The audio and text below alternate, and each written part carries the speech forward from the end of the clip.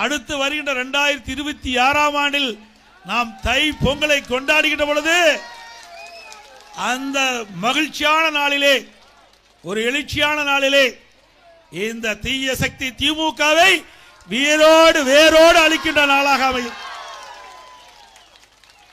நாட்டு மக்களுக்கு தீங்கு செய்கின்ற இயக்கம், மக்கள் வராத ஆட்சி அகற்றுகின்ற ஆண்டாக அடுத்த ஆண்டு அமைவதற்கு முன்னோடி ஆண்டாக இந்த ஆண்டு அமைந்துள்ளது என்பதை நேரத்திலே நினைவு கூற கடமைப்பட்டிருக்கின்றேன்.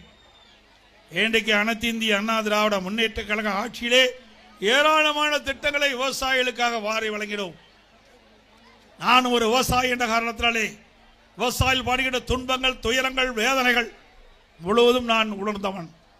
அந்த அடிப்படையிலே விவசாயிகளுக்கு எந்தெந்த வகையிலே நன்மை செய்ய வேண்டும் என்று கண்டறிந்து அதையெல்லாம் வேளாண் பெருமக்களுக்கும் வேளாண் தொழிலாளிகளுக்கும் அம்மாவுடைய அரசு செயல்படுத்தியது.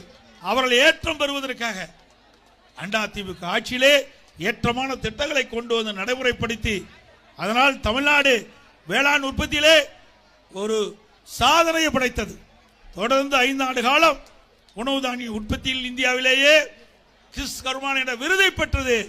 அந்த அளவுக்கு வேளாண் பெருமக்களுடைய உழைப்பு அபரிதமானது. அவர்களுக்கு தேவையான உதவி செய்தது அம்மாவுடைய அரசு. இன்றைக்கு வறட்சி வந்தது, பாதிக்கப்பட்ட விவசாயிகளுக்கு வறட்சி நிவாரணம் கொடுத்தோம். புயல் வெள்ளம், விவசாயி பாதிக்கப்பட்டாங்க. பாதிக்கப்பட்ட விவசாயிகளுக்கு அரசாங்கத்தின் சார்பாக உதவித்தொகை, விளைபொருளுக்கு தேவையான விலைகள் கிடைக்கப்பட்டன. விவசாயிகள் மகிழ்ச்சியோடு வாழ்ந்த காலம் அண்ணா திமுக காலம். 2021 சட்டமன்ற பொதுத் தேர்தல் போது கவர்ச்சிகரமான திட்டங்களை அறிவித்தார்கள். அதை நம்பி மக்கள் வாக்களித்தார்கள். அதனால் கொள்ளைப்புறத்தின் வழியாக திமுக ஆட்சிக்கு வந்தது. ஆட்சி பொறுப்பேற்று 4 ஆண்டு காலம் உருண்டோடி விட்டது. இந்த 4 ஆண்டு காலத்தில் நாட்டு மக்களுக்கு என்ன நன்மை செய்தார் என்று பார்க்கின்ற பொழுது பூஜ்ஜியம் தான் கிடைக்கப்பட்டது.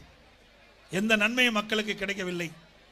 மக்களுக்கு நன்மை கிடைக்கவில்லை, வீட்டு மக்களுக்கு நன்மை கிடைத்ததுதான் இந்த ஆட்சியுடைய சாதனை.